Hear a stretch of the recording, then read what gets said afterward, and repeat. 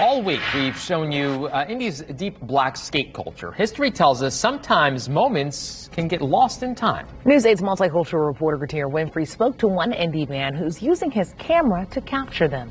Alexis and Phil, early in the pandemic, I started seeing more pictures and videos of skating popping up all over social media. Growing up, I used to skate and rollerblade a lot, so I considered getting skates.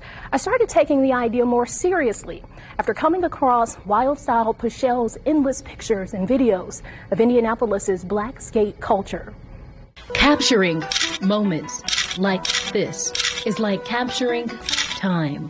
To really understand the feeling, you do need to be there, but a picture can transport you. I'm passionate about expressing black culture.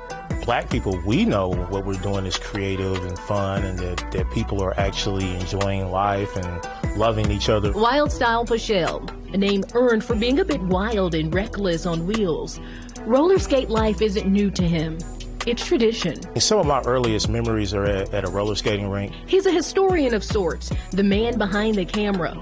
Many of his images captured with him in motion. Started skating again. That was the first thing I thought about. I was like, I've never captured that. You know, the technology has changed where it's a lot easier. Black culture is what he captures, and his skill is also worth capturing. You know, I know in the black community, they say it hasn't changed much, but definitely on social media and mainstream culture, skating is now the in thing. So during the pandemic, the wood, although familiar territory, became his muse. Last year was the first time I ever got a chance to really photograph at the rink. And there's a respect there all across generations, a chance to honor those long-time culture keepers like 80-year-old Miss Nina. Like, she's an unbroken link from the era in the 50s all the way to today, and she talks to the young people still. And to recognize those to come. Skating is so much of a safe space that I think people forget that there's not a lot of place for black youth to go. Black skate culture, like many things, grew out of necessity and lack of access. No access to public rinks and often little money.